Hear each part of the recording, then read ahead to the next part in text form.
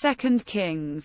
Chapter 9. Verse 1. The prophet Elisha summoned a man from the company of the prophets and said to him, "Tuck your cloak into your belt.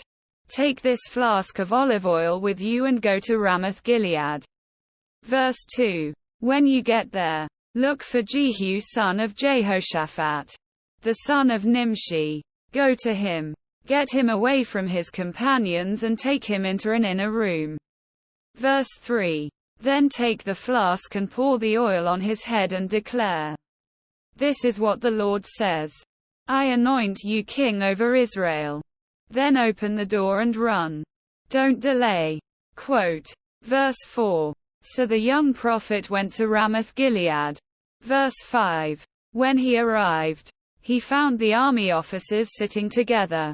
"I have a message for you, Commander," he said. "For which of us?" asked Jehu. "For you, Commander," he replied. Verse 6. Jehu got up and went into the house. Then the prophet poured the oil on Jehu's head and declared, "This is what the Lord, the God of Israel, says. I anoint you king over the Lord's people Israel." Verse 7. You are to destroy the house of Ahab your master. And I will avenge the blood of my servants the prophets and the blood of all the Lord's servants, shed by Jezebel. Verse 8. The whole house of Ahab will perish. I will cut off from Ahab every last male in Israel, slave or free. Verse 9. I will make the house of Ahab like the house of Jeroboam son of Nebat and like the house of Baasha, son of Ahir. Verse 10. As for Jezebel, dogs will devour her on the plot of ground at Jezreel, and no one will bury her. Then he opened the door and ran. Verse 11. When Jehu went out to his fellow officers, one of them asked him, "Is everything all right? Why did this maniac come to you? You know the man and the sort of things he says." Jehu replied.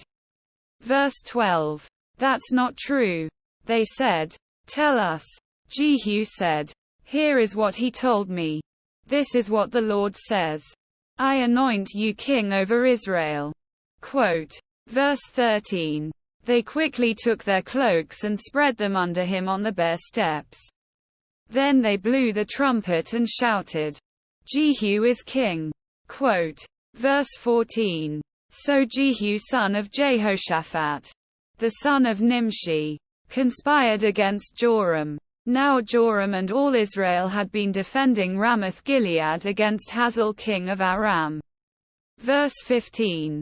But King Joram had returned to Jezreel to recover from the wounds the Arameans had inflicted on him in the battle with Hazael king of Aram. Jehu said, "If you desire to make me king, don't let anyone slip out of the city to go and tell the news in Jezreel." Verse 16. Then he got into his chariot and rode to Jezreel, because Joram was resting there and Ahaziah king of Judah had gone down to see him. Verse 17. When the lookout standing on the tower in Jezreel saw Jehu's troops approaching, he called out, "I see some troops coming. Get a horseman," Joram ordered. "Send him to meet them and ask, 'Do you come in peace?'" Verse 18. The horseman rode off to meet Jehu and said, "This is what the king says. Do you come in peace? What do you have to do with peace?"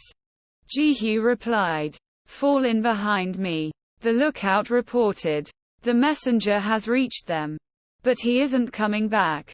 Verse 19. So the king sent out a second horseman.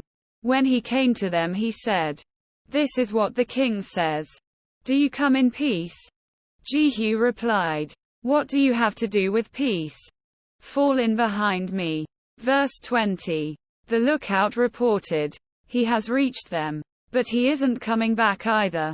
The driving is like that of Jehu son of Nimshi. He drives like a maniac." Verse 21. "Hitch up my chariot," Joram ordered. And when it was hitched up, Joram king of Israel and Ahaziah king of Judah rode out. each in his own chariot, to meet Jehu. They met him at the plot of ground that had belonged to Naboth the Jezreelite. Verse 22. When Joram saw Jehu, he asked, "Have you come in peace?" Jehu, "How can there be peace?" Jehu replied, "As long as all the idolatry and witchcraft of your mother Jezebel abound." Quote. Verse 23. Joram turned about and fled, calling out to Ahaziah, "Treachery, Ahaziah." Quote. Verse 24. Then Jehu drew his bow and shot Joram between the shoulders. The arrow pierced his heart and he slumped down in his chariot. Verse 25. Jehu said to Bidkar, his chariot officer, "Pick him up and throw him on the field that belonged to Naboth the Jezreelite. Remember how you and I were riding together in chariots behind Ahab his father when the Lord spoke this prophecy against him." Verse 26. Yesterday I saw the blood of Naboth and the blood of his sons, declares the Lord, and I will surely make you pay for it on this plot of ground, declares the Lord. Now then, pick him up and throw him on that plot, in accordance with the word of the Lord. Verse 27. When Ahaziah king of Judah saw what had happened, he fled up the road to Beth Hagan. Jehu chased him, shouting, "Kill him too." They wounded him in his chariot on the way up to Gur near Ibleam, but he escaped to Megiddo and died there. Verse 28. His servants took him by chariot to Jerusalem and buried him with his ancestors in his tomb in the city of David. Verse 29. In the 11th year of Joram son of Ahab, Ahaziah had become king of Judah. Verse 30. Then Jehu went to Jezreel. When Jezebel heard about it, she put on eye makeup, arranged her hair and looked out of a window. Verse 31. As Jehu entered the gate, she asked, "Have you come in peace, you Zimri, you murderer of your master?" Quote. Verse 32. He looked up at the window and called out, "Who is on my side? Who?" 2 or 3 eunuchs looked down at him. Verse 33. Throw her down, Jehu said. So they threw her down, and some of her blood spattered the wall and the horses as they trampled her underfoot. Verse 34. Jehu went in and ate and drank. "Take care of that cursed woman," he said, "and bury her, for she was a king's daughter." Verse 35.